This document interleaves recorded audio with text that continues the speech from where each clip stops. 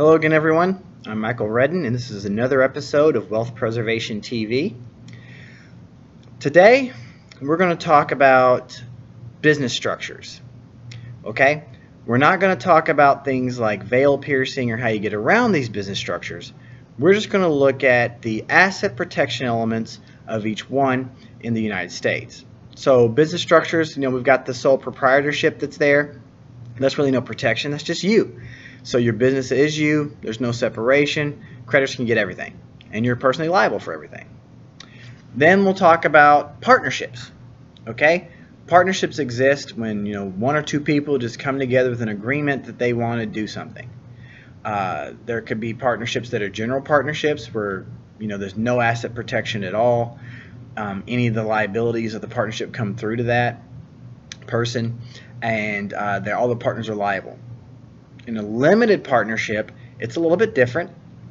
Only the general partner is liable for everything. Everyone else are limited, and they're just kind of exposed up to the amount of investment they put in there. Most people know that part. But what you don't know is how a creditor, after they've got a judgment, can come in and kind of ruin your day. Generally speaking, in a partnership, a creditor can't just come seize the ownership interest and immediately become a partner with the other folks. It doesn't work like that, and in many states they're prohibited from doing those things.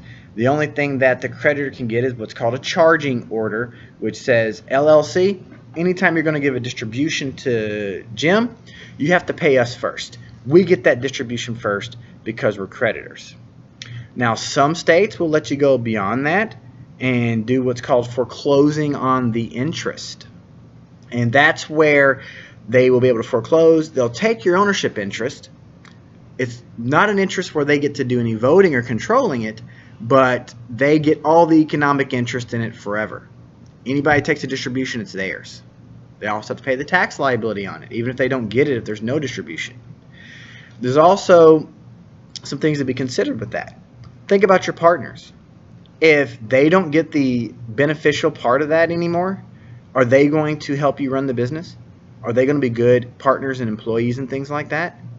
Probably not. So it's another reason why they shouldn't hold all the interest in themselves. So maybe part should be in a trust so they can still have the economic incentive to continue.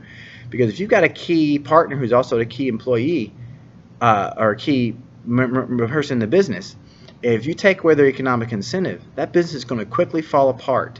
So you need to be worried about the asset protection plans of your partners and of you. Then next, you've got the LLC. LLC is kind of a hybrid between a corporation and a partnership. We have that more formal corporate structure so that nobody, unless we do those veil piercing things or we commit fraud, nobody who is a member of that is personally liable outside of giving a personal guarantee for any of the liabilities or the lawsuits that kind of come in with that. But it's kind of treated a little bit like a partnership in most states too. Some states, the charging order is the exclusive remedy. You can just get a charging order against it. States like Nevada are great for that. Minnesota used to be that way. But now Minnesota's kind of opened up another little piece to that, like there used to be for the partnership. Okay? In Minnesota, we've got a new LLC law that basically says if the creditor can't get paid in a reasonable time based on that charging order, then they're allowed to foreclose just like the partnership interest was. Take that interest, no voting shares, no voting rights, and just get paid. Make that other member, that manager, just not care about the business anymore. That can disrupt your partnership, disrupt your LLC, disrupt everything that's in there. And more states are kind of leaving those little avenues open. But there are states like Nevada where that's still very strong and is basically sacrosanct. Then we get over to the corporation. This is the worst thing to be owning in your own name when it comes to asset protection. Shares are the original negotiable instruments. You don't even really get to run something as a shareholder, okay? The board of directors does. You can be an employee, lose your shares, still get paid, no problem.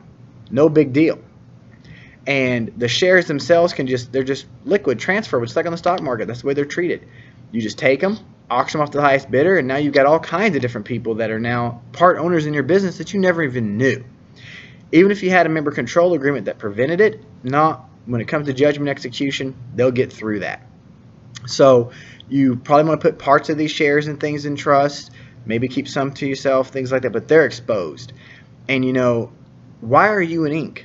Why is anyone an Inc anymore? Okay? LLCs can be taxed as corporations, as S-corps, or as partnerships, but they don't have that problem. Most businesses from an asset protection standpoint should be LLCs.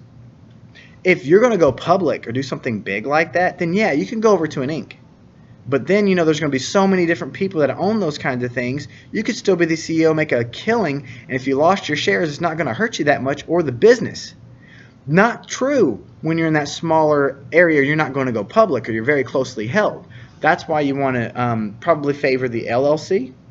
So keep in mind the strengths and weaknesses of your business structures when you are going for an asset protection standpoint. We'll cover in another episode things like veil piercing and reverse veil piercing, how you get around these if they're properly set up. But today I just wanted you to realize that how you own something and what structure you've chosen is very important for your asset protection needs. And if you'd like to get a meeting set up, have a consultation or anything like that, click the link and schedule one. I'll be happy to talk to you.